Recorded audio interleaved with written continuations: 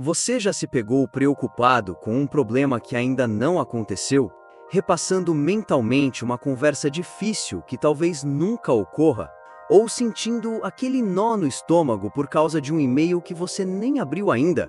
É um sentimento familiar para muitos de nós. A ansiedade. Nós a tratamos como uma inimiga, uma intrusa indesejada que invade nossa paz. Mas e se eu te dissesse que, em um nível neurológico, seu cérebro pode estar ativamente buscando essa sensação? E se a ansiedade não for apenas uma reação, mas um hábito, um ciclo vicioso que seu próprio cérebro aprendeu a perpetuar, quase como um vício? A ideia parece absurda. Por que alguém se viciaria num sentimento tão desconfortável? A resposta não está na lógica, mas na química e na fiação do nosso cérebro primitivo. Ele não se vicia na dor da ansiedade, ele se vicia nos mecanismos que a ansiedade dispara. E entender como esse vício se forma é o primeiro passo para desarmá-lo. O primeiro passo para entender este vício é reconhecer a função original da ansiedade. O seu cérebro não é seu inimigo. Ele é um guarda-costas superprotetor e um pouco paranoico. No fundo do seu cérebro, existe uma pequena estrutura em forma de amêndoa chamada amígdala. Pense nela como o sistema de alarme de incêndio do seu corpo. Há 200 mil anos, na savana, este alarme era crucial. Ele disparava diante de ameaças reais e imediatas. O som de um galho quebrando, a sombra de um predador. A ansiedade era uma explosão curta e intensa de energia que preparava seu corpo para lutar ou fugir. O problema é que este sistema de alarme nunca foi atualizado. Ele ainda opera com o mesmo software da Idade da Pedra. Mas no mundo moderno, as ameaças mudaram. Não são mais tigres, são prazos, notificações de redes sociais, trânsito, contas para pagar. Para sua amígdala, um e-mail do seu chefe com o assunto "precisamos conversar" pode gerar a mesma resposta química de encontrar um leão. A diferença é que o leão ia embora. O e-mail fica na sua caixa de entrada. O prazo fica na sua agenda. As ameaças modernas são crônicas, não agudas. Como resultado, o alarme de incêndio, que foi projetado para disparar por alguns minutos e depois se calar, agora fica soando o dia todo, em um volume baixo, mas constante. Este estado de alerta perpétuo cria uma linha de base de ansiedade. O seu cérebro se acostuma a viver nesse ambiente de leve ameaça, e o silêncio, a calma, começa a parecer estranho, quase perigoso. Ele começa a sentir falta do ruído do alarme. O segundo passo é uma das ironias mais cruéis da mente humana. O ato de se preocupar pode ser, em si, uma recompensa.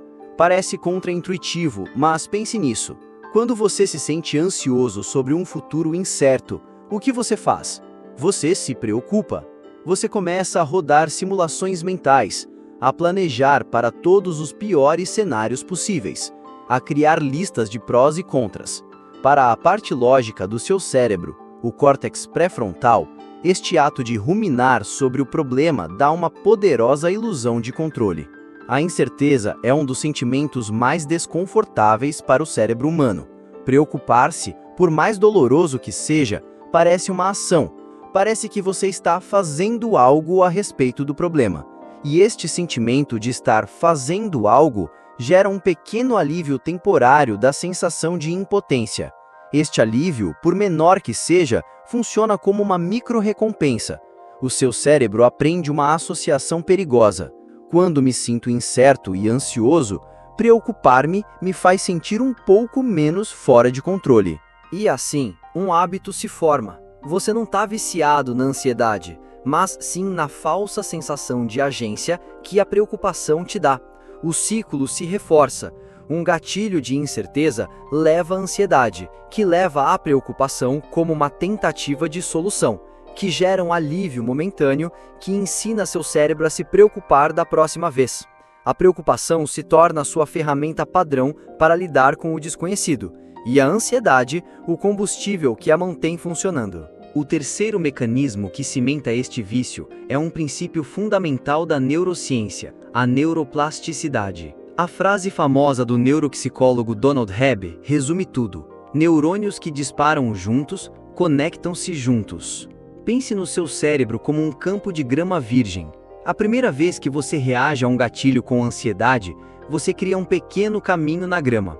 É difícil, exige esforço, mas se você repetir essa mesma reação ao mesmo tipo de gatilho, você passa por aquele caminho de novo, e de novo. Com o tempo, aquele pequeno caminho se torna uma trilha, depois uma estrada de terra e, finalmente, uma autoestrada de 8 pistas, pavimentada e iluminada. Torna-se a rota padrão do seu cérebro. A ansiedade deixa de ser uma escolha ou uma reação e se torna um reflexo automático. Fica mais fácil e rápido para o seu cérebro pegar essa autoestrada da ansiedade do que tentar criar um novo caminho de calma e racionalidade.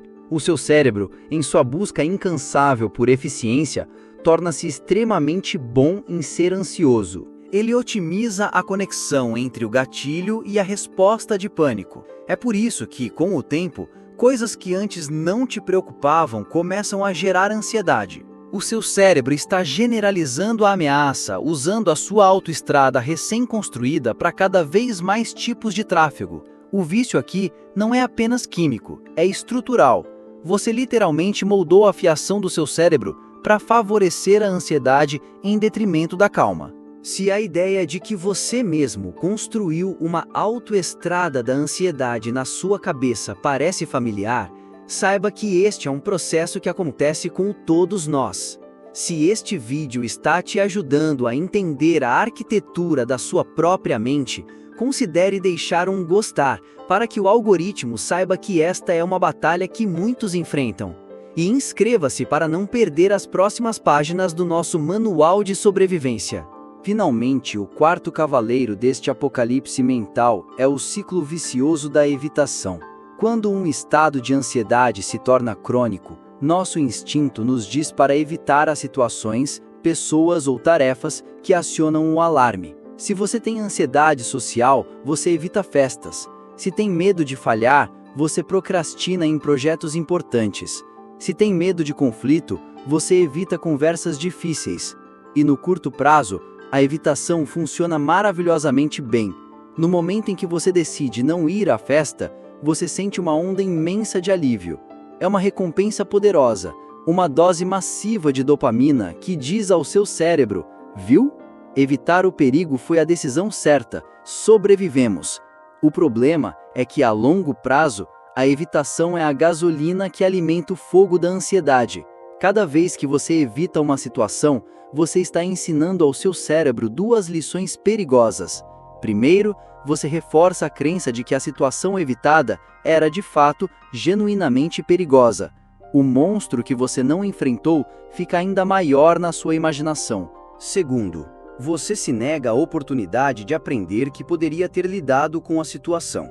Você nunca desenvolve a resiliência ou a confiança para enfrentar o medo da próxima vez. A evitação encolhe o seu mundo. O que começa com evitar uma festa pode se transformar em evitar encontros com amigos, depois em evitar sair de casa.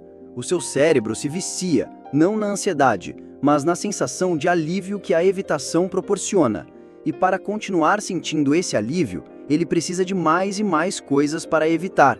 A ansiedade se torna justificativa para a evitação, e a evitação se torna a prova de que a ansiedade estava certa o tempo todo. É a armadilha perfeita. Então, como quebramos um vício que é químico, estrutural e comportamental? Se o nosso cérebro se torna eficiente em ser ansioso, como podemos ensiná-lo a ser calmo? A resposta não está em tentar eliminar a ansiedade. Isso seria como tentar eliminar o sistema de alarme de incêndio da sua casa. Você precisa dele. A solução é recalibrá-lo. É ensinar ao seu cérebro a diferença entre um incêndio real e um pouco de fumaça da torradeira. Isso significa, em primeiro lugar, quebrar o ciclo da evitação. Expor-se gradualmente e de forma segura às situações que você teme, em doses pequenas e manejáveis. Cada vez que você enfrenta um pequeno medo e sobrevive, você está ensinando ao seu cérebro que o alarme era falso. Você está literalmente construindo uma nova via neural, uma pequena trilha de calma e competência ao lado da autoestrada da ansiedade. Em segundo lugar, significa mudar sua relação com a preocupação. Em vez de usá-la como uma ferramenta para sentir controle, você pode praticar a aceitação da incerteza. Reconhecer o pensamento ansioso, dar-lhe um nome. Olá, pensamento catastrófico sobre o e-mail. E depois deixá-lo seguir, sem se engajar nele. Não se trata de força de vontade, trata-se de prática. É um treino. É como ir à academia para o seu cérebro, fortalecendo os músculos da calma e deixando os músculos da ansiedade atrofiarem por falta de uso. No final das contas, lembre-se, hoje é só um dia qualquer para o resto do universo. E você? Qual é o gatilho que mais dispara a sua ansiedade? Compartilhe sua experiência nos comentários. Reconhecê-lo é o primeiro passo. Se este vídeo te ajudou a entender melhor o seu próprio cérebro, deixe um gostei e inscreva-se para mais guias de sobrevivência. E já que estamos falando sobre como nosso cérebro se prende em ciclos, confira este vídeo sobre como quebrar o ciclo vicioso da procrastinação. O link está aqui na tela. Até a próxima e respire fundo.